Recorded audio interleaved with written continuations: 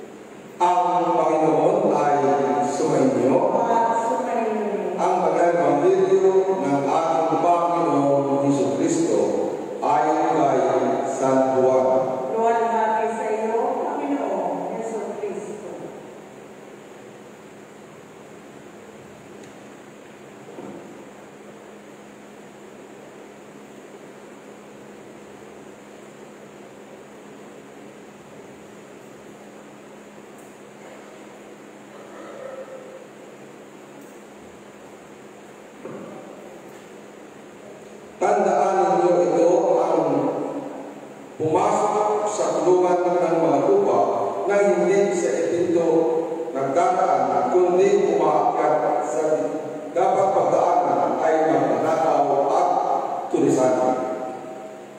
Ngunit ang nagdadaan sa pintuan ay siyang pastor ng mga lupa. Pinapapasok siya ng bantay pinto at pinahihigan ng mga lupa ang kanyang tinig. Tinatawag niya ang kanyang mga lupa sa kanilang pangalan at inilalabas sa kulungan. Kapag nailabas na, siya'y pinangunguna sa kanila at sumusunod naman ang mga lupa sapagkat nakikilala nila ang kanyang tinig. Hindi sila sumusunod sa iba, bagkus pangay katakbong lumalayo sapagkat hindi nila nakikilala ang kanyang tinig. Sinabi ni Jesus ang talinghagang ito, ngunit hindi nila nagawa ang ibig niyang sabihin. Kaya muling sinabi ni Jesus, tandaan ninyo, ako ang pintuang dinaraanan ng mga lupa. Ang mga nauna sa akin ay mga magnanakaw at mga tulisan, ngunit hindi sila pinahigan ng mga lupa. Ako ang pintuan. Ang sinumang pumapasok sa pamamagitan ko'y maliligtas. Papasok siya at lalabas at makakatagpo ng paskulan. Kaya lamang pupunta rito ang magnanakaw ay upang magnakaw, pumatay at magwasak. Naparito ako upang ang mga tupay magkaroon ng buhay, isang buhay na ganap at kasiyasiyan. Ako ang mabuting pastor, iniaalay ng mabuting pastor ang kanyang buhay para sa mga tupa. Ang upahan ay tumatakas kapag nakikitang dumarating ang asong gubat. Iniwan niya ang mga Hindi siya pastor at hindi kanya ang mga tupa, kaya sinisila ng asong gubat ang mga ito at inanangala. Tumatakas siya kalibhasa ilupahan lamang at walang malasakit sa mga tupa. Ako ang mabuting pastor, kung paano nakikilala ko ng Ama at siya'y nakikilala ko, gayon din naman nakikilala ko ang aking tupa at ako naman nakikilala nila. Ang Ebanghelyo ng Panginoon. Papuri sa iyo, Panginoon Yesu Kristo.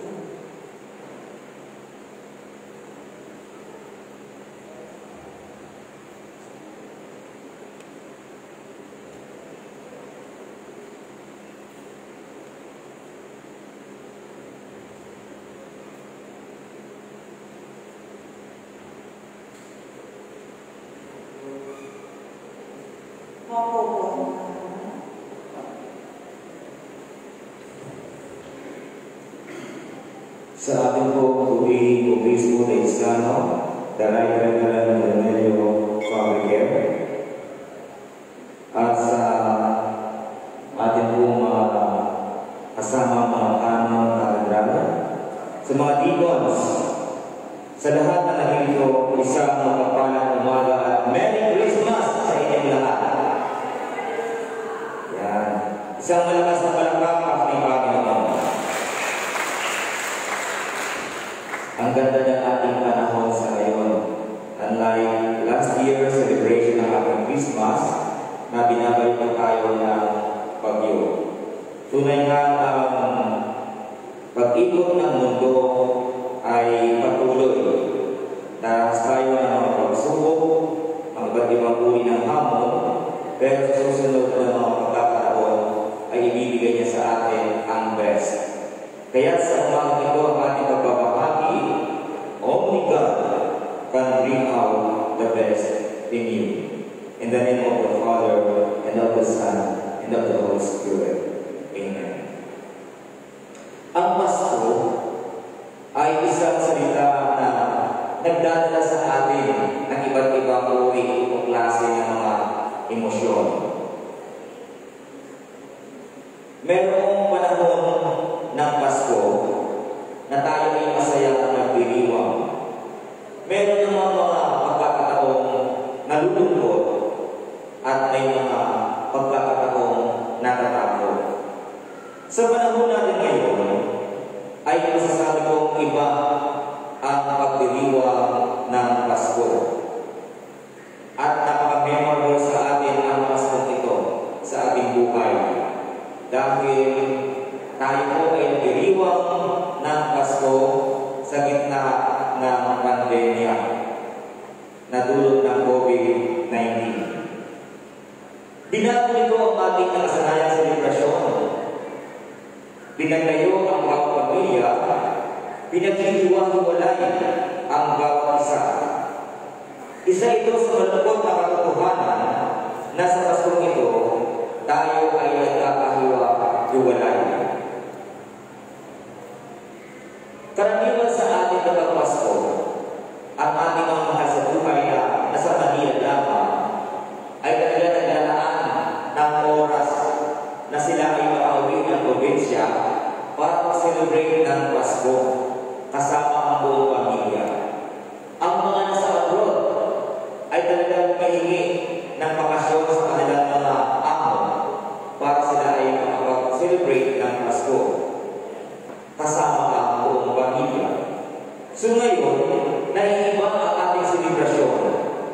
Maging sa umagang ito ay ating ramdam, dala ng mga batas na pinaiilan at mga safety protocols ay apektado ang mga mumunting bata na kung saan sa karaniwang Pasko sila ang malimit na nag-i-enjoy.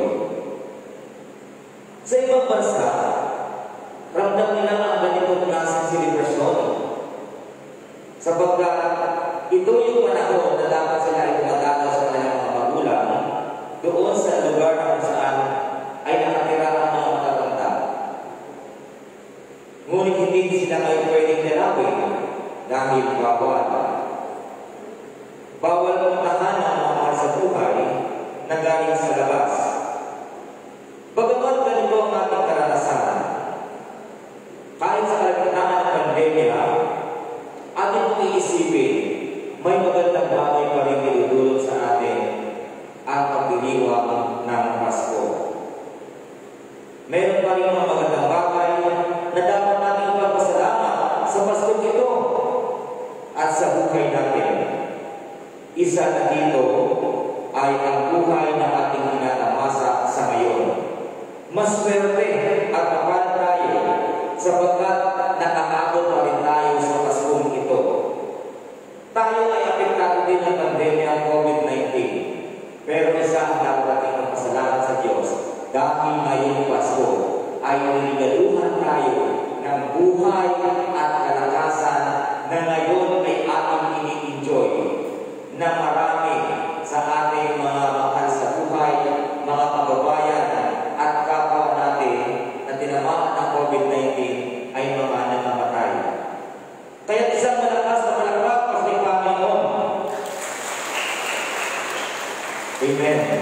Purihin ang Diyos sapagkat regalo ng buhay ang kanyang ibinigay ngayon sa atin. Huwag tayo mabahala o matakot, bagos manalig tayo sa ating Panginoong Diyos. Sa ating gospel, ngayong umaga, ang ating Panginoon ay pinagdulot sa isang mabuting Pasko. Inilalabas niya ang kanyang mga kawan at dinadala niya ito sa mainam na paskulan. Lagi siya ang nauuna ang ating mabuting Pasko at kasunod niya ang kanyang mga kawan. So, ibig sabihin ito, kapag ang ating Panginoon at siyang pinagahagi natin sa ating mga buhay, siya ang unang makakasumpong sa mga kalaban at hindi papayagan, hindi mahihintulutan ng ating Panginoon na sisilain ng mga kasunggubat at ng mga magnanakaw ang kanyang kawan. Kaya mga minamahal na kapatid sa banal na bayan, ngayon mong pagdiriwang ng Kapaskuhan ito, ang ating Panginoon ay lagi nandyan sa ating unahan upang tayo ay nagpagsangala at ipagtanggol laban sa virus ng COVID-19 na ito. Naniniwala po tayo na ang kapanganakan ng ating Panginoong Jesus ay isang malaking rason upang maging masaya ang selebrasyon ng Pasko. Hindi ang pandemya ang magpapahina ng pagdiriwang ng Pasko. Hindi ang kawalan ng mga masarap na handa sa ating hapag ang magpapahina sa atin sa panahon ng pagdiriwang ng Pasko. Kundi ang isang rason para maging masaya tayo ay ang patuloy nating ipagdiriwang ang Pasko sapagkat ito ay kapanganakan ng Kristo tagapanguna natin. Kaya ang isang malaking rason upang tayo patuloy na magalak, magsaya. Gaya nga nasabi sa ating unang pagbasa, sama-sama tayong magalak at aawit sa ating Panginoon sapagkat hinilang ng Diyos ang kanyang bugtong na anak para tubusin tayo sa ating mga kasalanan at bigyan tayo ng buhay na walang hanggan. Yun po ang dapat nating ikasaya sapagkat ang patuloy niyang pangako sa atin ay bigyan niya tayo ng buhay na walang hanggan. Ibinigay ang kanyang bugtong na anak para tubusin tayo sa ating mga pagkakasala. Binigyan tayo ng pag-asa ng Panginoon sa pamamagitan ng kanyang bugtong na anak. Kaya ang Paskong ito na ating pinagdiriwang ay patuloy na nagre-remind sa atin ng mayroong pag-asa rin sa sakit sa ating buhay ang Kapaskuhan o ang Pasko. Hindi natin alam at hindi natin sigurado kung hanggang kailan tayo mag-celebrate ng Pasko. Kaya na every Christmas ay dapat na maging masaya tayo dahil buhay pa rin tayo at ipinagdiriwang ang Pasko.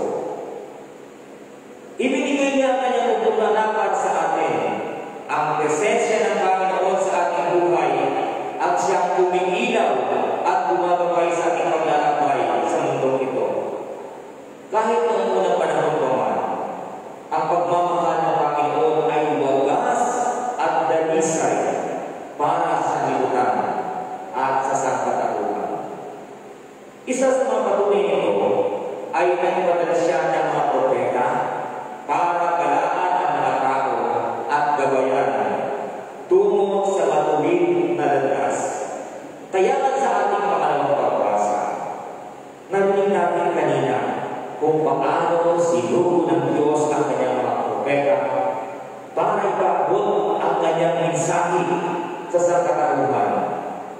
Subalit ay may ilan pa rin hindi naniwala sa mga propetang pinadala ng Panginoon. Hindi ito naging hanggang para sa buwan ng Diyos ang tao. Bagkus, ipinadala pa niya ang kanyang bundong na anak para sa mismo ang magdala ng kanyang mensahe at ipakilala siya sa sanlibutan sa pamamagitan ni Kristo. Kaya nga inaalala natin taon-taon ang kanyang pagparito sa mundo sa kanyang pagkakatawang tao sa pamamagitan ng bundong na anak. Ang nais ng Diyos ay ipakilala niya ang kanyang sarili sa sangkatauhan. Nilapit ng Diyos ang kanyang sarili sa tao. Nagkatawang tao siya para mas lalo niyang maunawaan ang sangkatauhan. Ngayon, ang presensya ng Diyos ay ating nararamdaman sa panahon ito. Sa gitna ng krisis na tulad ng COVID-19 ito, ang Diyos ay ramdam na ramdam ng mga tao sapagkat hindi niya tayo pinapabayaan. Partikular na sa ating lugar na ito. Lahat tayo ay ligtas sa anumang uri ng mabibigat na sakit. Iyan isang malakas at talakpak para sa Panginoong Jesucristo. Ang ating Panginoon ay magbibigay ng proteksyon. Pero ang gawa ng kalaban ay patuloy din lumalakas sapagkat ang magnanakaw ika nga ay lumalapit lamang para magnakaw at magwasak. Pero still, ang ating Panginoon Kristo ay nandyan para tayo ay bigyan ng proteksyon at ang mga nanghihina ay ibibigay ng ating Panginoon. Kanya itong palalakasin at muli ay babangon ang mga tupa sapagkat nandyan ang mabuting pastor. Kaya ang mga minamahal ng sa mananampalataya, ang pagparito ng ating Panginoon sa sanlibutan ay nagbibigay ng liwanag sa ating buhay, sa buhay natin na saan ay nasasadlak sa kadiliman. Ang kadiliman na ito ay representasyon ng kasalanan. Ngunit ang kadiliman ng kasalanan ay walang nakapangyarihan para gapiin ang liwanag na dala ng ating Panginoon. At kailanman ay hindi magagapi ng kadiliman. Alam natin na ang kabayaran ng ating kasalanan ay kamatayan. Ngunit ang ating Panginoon, si Kristo Jesus, mismo ang kanyang sarili ay ibinigay para sa atin, para tayo ay magpagos sa ating mga kasalanan. Datapwat ang kaloob na walang bayad ng buhay ng Diyos, na walang hanggan kay Kristo Jesus na Panginoon natin. Nang mamatay ang ating Panginoon Jesus sa krus, tayo din bilang binyagang Kristiyano ay namatay kasama niya at ang ating mga kasalanan ay pinayaan niya. Nagkaroon ng buhay na walang hanggan dahil sa kanyang muling pagkabuhay. Naway maramdaman natin ang presensya ng Panginoon sa ating buhay. Kahit dumadaan tayo sa maunos, makita naman natin ang totoong liwanag ni Kristo na isinilang sa usapan at gawing gawain natin ang kanyang ilaw sa ating buhay. Ang selebrasyon ng Pasko ay pasasalamat dahil tayo ay patuloy pa nabubuhay. Ang pagmamahal ng Diyos ay walang katumbas na halaga. Ito ay unconditional love. Pagmamahal ng totoo, nakakawala ng lumbay sa puso. Ito ang pagmamahal na kaya tayong yakapin kahit sino man o anuman na walang hinihingi kapalit. Kaya natin itong selebrasyon ng Paskong ito, ang pagsimba natin ay sapat na para maging masaya si Kristo ang ating Panginoon. At higit sa lahat, ang pag-ibig ni Kristo, the love of Christ, brings out the best in us. Kaya para sa ating lahat bilang hamon, bawat isa sa atin ay may kanya-kanyang interpretasyon sa selebrasyon ng Pasko. Bilang isang Kristiyano, ay hapunin natin ang ating mga sarili na ituon ang ating atensyon sa kung ano ang kahulugan ng Pasko sa ating buhay. Huwag tayo makontento sa material na bagay para sabihin, malungkot ang Pasko dahil walang hamon, dahil walang masasarap na pagkain sa aming lamisa, wala kaming pwedeng pagsaluhan. Dapat ay naliman natin ang ating pagninilay kung ano ba sa atin ang Pasko, ano ba ang mensahe ito, at higit sa lahat, paano natin ipagdiwang ang Pasko. Alam niyo ngayong Pasko itong may pandemya, lalong naging lagala ang pagkakaroon ang mga grupo ng mga gift-giving. Maraming mga pamilya ang namimigay lalo ngayon may panahon ng pandemya, kung saan sinasabi ng gobyerno na hihirap ang mga Pilipino, pero ngayon ang kailangan naman mas dumadami ang mga taong nagkakaroon ng pagkakataong magbigay at magbahagi para sa iba. So ito po ang diwang ng Pasko, ang magkaroon ng pag-asa, kapayapaan at ibahagi ang pagmamahal para sa iba. The spread love para sa ating kapwa. Kaya nga sa panahon natin ito, nasa krisis tayo ng pandemya, gawin natin makapuluhan. Let us appreciate God's love through His people. Appreciate little things in life. And most of all, show your love to your loved ones, friends, relatives, family, and even to your enemy. Maiksi ang buhay natin sa mundo ito, kaya huwag natin itong sayahin sa mga pagkakataong makakatawa tayo ng galit at sama ng loob. Makagagawa tayo ng anumang pagkakasala. Instead, tayo po ay magmahal at palaganamin ito sa bawat isa. Sa muli, isang maligayang pagdiriwang ng Kapaskuhan at Merry Christmas sa ating lahat. Isang malakas na palakpak sa ating Panginoon.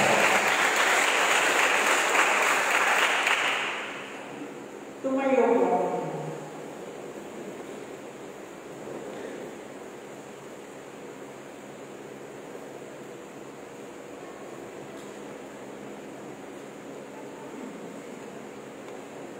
Sabay-sabay po natin pahiyan ang ating Kristo. Sumasampalataya tayo sa isang Diyos, Amang makapangyarihan, na lumikha ng ating lupa at na lahat ng itinitinig. Sumasampalataya tayo kay Kristo Kristo, bukod na ng Diyos, na mula sa Ama pagpapalang simula ang panahon. Diyos sa Diyos, liwanag at sa liwanag. Diyos na totoo sa Diyos na totoo. Inianak, iniinapa, kaysa sa Diyos na Ama. Sa pamamagitan niya na nagkakaroon na para sa ating mga tao sa ating kaligtasan, ay nanang siya buhat sa langit. Sa pamamagitan ng kapangyarihan ng Espiritu Santo, ay pinanganak siya ni Maria Virgen na naging tao. Ipinako sa krus alang-alang sa atin sa panahon ni Poncio Pilato, nagpakasakit ng namatay ng libing, at muling nabuhay sa itong araw sa katuparan ng ating salita. Umakyat siya sa langit at nalubog sa kanang Ama, at muling darating ng walang-hati upang hukuman ang buhay ng mga patay. At ang kanyang ay nagkaroon sumasampalataya sa Espiritu Santo, ang Panginoon ang bigay ng buhay na nagubuhat sa Ama. Sinasabot siya at nilawitahain kasama ng Ama at ng Anak. Nagsalita siya sa pamagitan ng mga propeta na nanging kayo sa isang Iglesia Pananaw, Katolika at Apostolika. Naniniwala tayo sa isang Panginoon sa pagkatapos ng mga kasalanan at ilingay natin ang muling buhay ng mga namatay at ang buhay ng nagkakaroon. Amen. Manalangin tayo para para sa buong Iglesia ni Jesucristo, para sa lahat ng tao at sa kanilang pangangailangan. Makapangyarihan at walang hanggang Diyos, itinuro sa amin sa pamamagitan ng iyong banal na salita na kami manalangin at magpasalamat para sa lahat ng tao. Isinasamo namin ngayon sa iyo na tanggapin mo ang aming mga panalangin na iniaalay namin sa iyong Diyos na pamamagitan. Panginoon, pakinggan mo kami. Idinadalaman namin ang iyong banal at panghalatang Iglesia, lalo-lalo na ang Iglesia hindi na independente. Pususin mo ito ng katotohanan, pagkamaluwid at kapayapaan, at ipahintulot na ang lahat na sumasampalataya sa iyong banal na pangalan ay magkasundo sa katotohanan ng iyong banal na salita at sama-sama mamuhay sa pagkakaisa at pag-iibigan. Panginoon, pakinggan mo kami. Bigyan mo ng biyaya ang mga makalangin, ang lahat ng obispo, pari at diakon, at lalo-lalo na sili na aming obispo Maximo, si Romero na aming obispo Dayosisano, sina Joel, Jose, Jerry at Hubert, aming mga pari, Gregorio, Sharon at Michelle, aming mga diakon at mga lay leaders, sa pamamagitan ng kanilang pamumuhay at pagtuturo, ay maipakayagawa nila ng buong katapatan ang iyong tunay at nagbibigay buhay na salita at mapamahalaan ang iyong mga banal sa sakramentu. Panginoon, pakinggan mo kami. Isinasamo rin namin na patnubayan mo ang mga puso ng lahat ng namumuno sa pamahalaan, sa bayang ito at sa iba't ibang bansa. Lalo-lalo na si Rodrigo na aming Pangulo, Eliana Jesus na aming Congressman, Jose, aming Gobernador, at si Trina Alinanda na aming alcalde.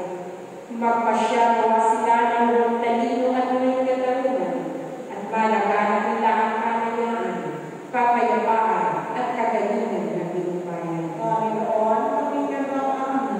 Sa sangkatauhan ay ipagkaloob mo ang iyong makalangit na biyaya. At sa kongregasyong ito, bigyan at tagapitawanan nila ang iyong banal na salita ng may kababang ulo at masunuring puso, at paglingkuran ka ng matapat sa lahat ng araw ng kanilang buhay. Panginoon, pakinggan mo kami. Isinasamo namin, Panginoon, sa iyong kagandahan ng loob na bigyang lakas at tulungan ang lahat ng nasa ligay, kalungkutan, pangangailangan, may sakit o kapansanan. Panginoon, pakinggan mo kami. Inaalaala namin sa iyong harapan ang iyong mga lingkod na sa makabilang buhay na sumasampalataya kay Kristo.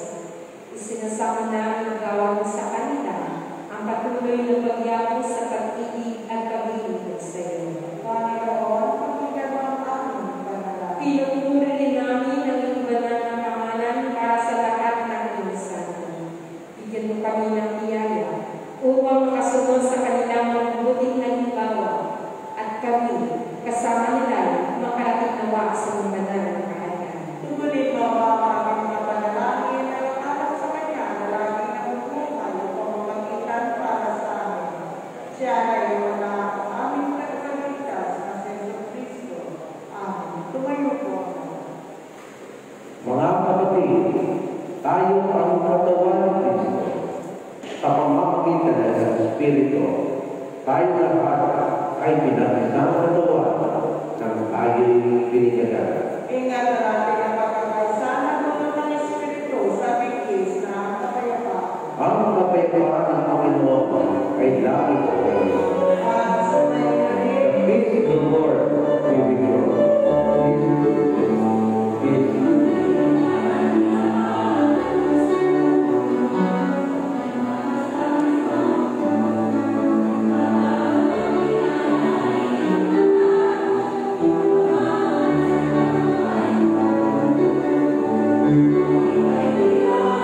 Ibigay sa Panginoon ang karangalan na sa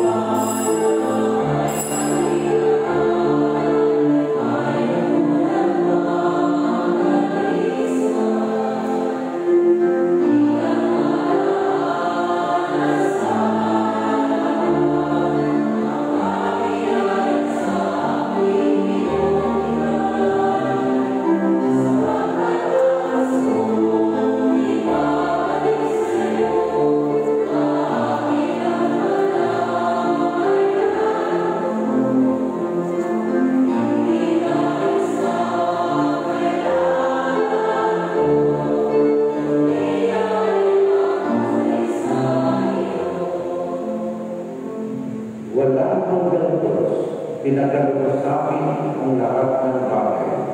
Sa iyong kasalanan, binibigay mo lahat ng aking pangangailangan. Kami ay mga kumbakang linggo ay nalakakay sa iyong sakisan ng aming pagkanaw at utang na loob sa lahat ng iyong gawa. Amen. Wala hanggang Diyos, pinatubo ko ang butil at panalipin ginawa namin ang tinapay ito. Inaalay namin ito sa iyo upang sa amin maging tinapay na buhay. Kung lahat ng tatagap ito ay mapapulot sa bigkis ng pag-iibigan. Makapangyarihan ng Diyos, tanggapin mong anak ito na aming ginawa at sa iyong mga loob.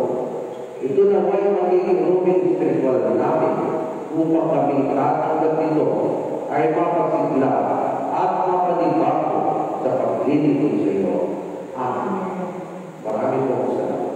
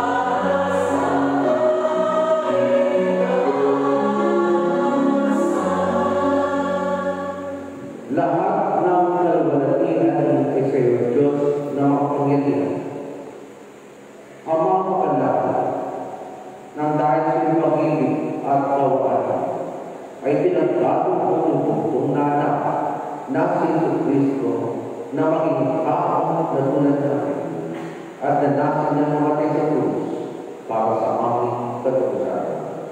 Doon ay kanyang ginawa sa magitan ng isang pag-aanay ng kanyang sarili ang isang bumo tulad na akin para sa buong sanlibutan. At kanyang itinatag at inuutos sa akin, ipagpatuloy sa pagulita sa kanyang mahalagang kapatayan at akin hanggang sa muling niya pagbabago. Sapagat nagdating siya upang kanila, kubuhat siya ng tinapay. At ang siya'y makapasalamat sa iyo, hindi kanyang piniras ang pinigay sa kanyang mahalagang na sinabi. Kunin, kaya, ito ang aking katuwang pinagkakulog ko sa inyo. Gawin ito sa pag-alaala sa akin. Matapos ang hapunan ay pinuhan niya ang kaas. At ang siya'y magpasalamat sa iyo. Ibinigay ninyo sa kanila ang sinabi.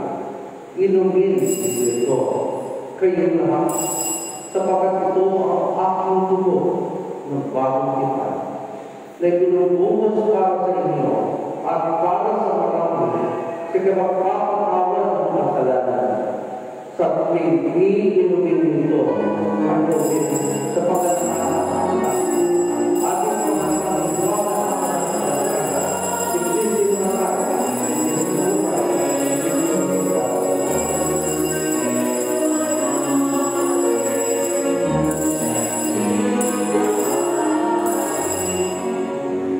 kaya na, Panginoon at Amang Makalangit, ginagawa namin na iyong amang lingkod ang pag-alaala iniutos niyo sa aming pagulita sa kanyang pinapalang pagpapakasakit at mahalagang kamatayan sa kanyang makapangyarihan magkabungay na pagkili at maluwalhati pagkatiyak sa langit. At sa aming pagkihintay sa kanyang maluwalhating pagpapalo ay aming niyakalay sa iyo itong tinapay ng buhay at itong kalis ng kanisahan. At kasama ng mga gobierno, aming niyakalay ang aming mga sarili at sinasama namin sa iyo na kagabin siyong makalangit na altar itong aming hating mapuri at makasalamat. Nunuloy Ama, sa kapangyarihan ng Espiritu Santo ay pagpalain ng kapanalin itong tinapay at anak upang para sa aming maging mahal-mahal na katawan at tubuning anak na si Kristo. Naway ang lahat ng tatanggap ng banal na Kristo ay magsusunod ng biyaya at pakalangit ng pagpapala at maging kaisang katawan niya upang siya'y malaman sa amin at kami sa kanya. At kapag kami isang dapat sa pag-aaral ng mga kain, kaya may sinasama namin pagdating, tumamit kong ulit ang ilito, tawagitan nito Kristo na aming Panginoon. Sa pamagitan niya, at kasama niya, at sa kanya na sinasama sa Espiritu Santo, at lahat ng mga pagkakilig sa Diyos, o ang mga kapangyarihan, ngayon,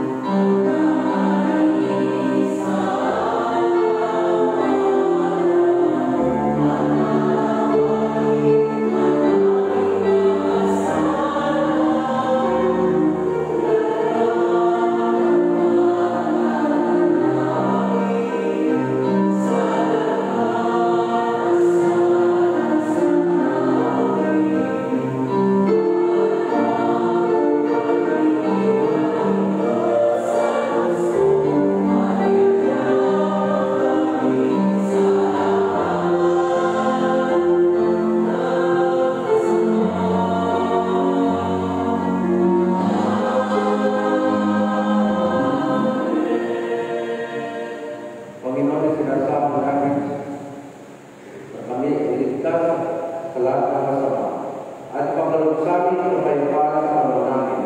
Sa tulong na iyong awa at iyong pagkakasala at piligtas at igaling, sa pamamagitan ng manak na sa Kristo namin sa Panginoon, na nabubuhay na lahat ng kasama ko at ng Espiritu Santo, iisang Diyos ngayon magpapalang. Amen. Kordero ng Diyos, ikaw na natin sa pagkakas. Kordero ng Diyos, ikaw na natin sa pagkakas. Kordero ng Diyos, ikaw na natin sa pagkakas.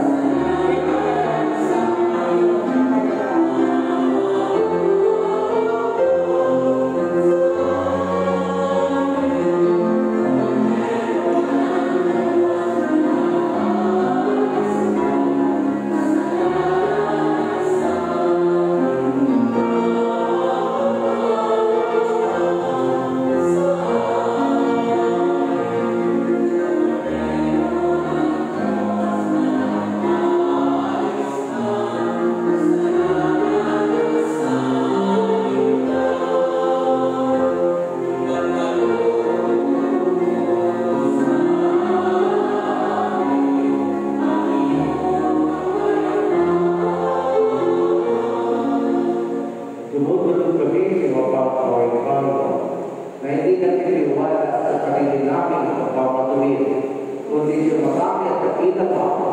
Hindi kami dapat na mamunod sa mamumusulaan sa mga pa. Subalit ang nasa iyong mapapaway, pagkalagpasamin sa kayong puting Panginoon, namin nagapit ang katawan ng mga anak na sa Kristo at aming inumin ang kanyang grupo upang kami na pinalalakas na nagiging kasama ng kanyang buhay ay panahan sa kanya at siya'y sa amin magpakailanman. Ang pagkaroon ng Diyos para sa bayan ng Diyos, tanggapin ninyo kayo sa pag-alaala, may binigay ni Kristo kanyang sarili para sa inyo at tanggapin niyo siya ito at papakusugin ang inyong mga puso ng pananampalataya na may kasasalaman. Ang katawan at pagkulitin.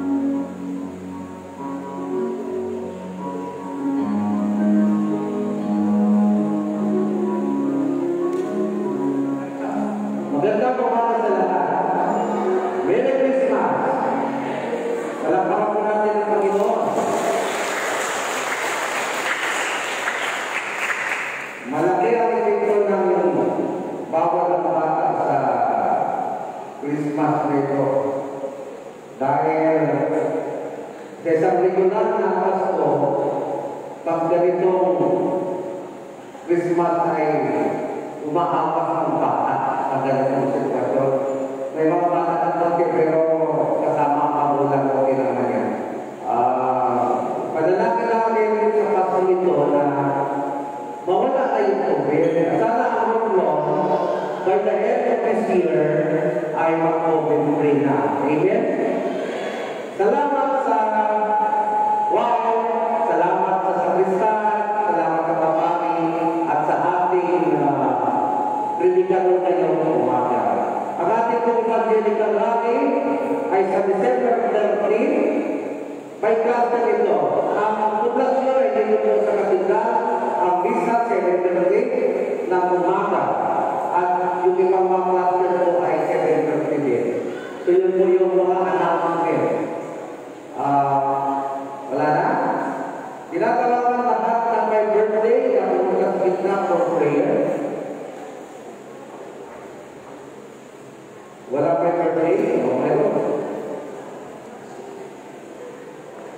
Tumayo po mga.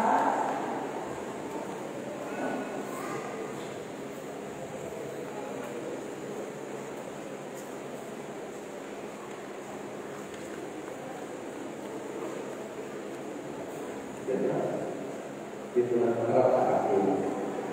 Yan. Sa baba ng kunti. Para sa social distancing. 1 meter. Manalangin tayo. Maraming salamat na ginagawa sa iyong pagkasilang para sa amin.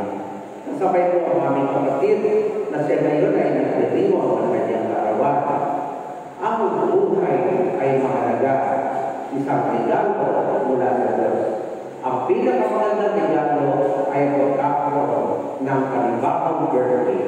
Narito sa Panginoon, hinihingi ang benedisyon. Dalangin po namin malusog ng pamatawan at higit sa lahat tagumpay ng buhay. Maging kanyang mama. Ingatan mo siya, Panginoon, na lumaki na mayroong takot sa iyo, kagaya ng baby Jesus na lumaki sa kanungan ni Maria Magdalena na naging magtumpay. Kaya aming isa o italitis na aming Panginoon. And the blessed God the Father, God the Son, and God the Holy Spirit, be upon you and remain with you always. Amen. Happy birthday.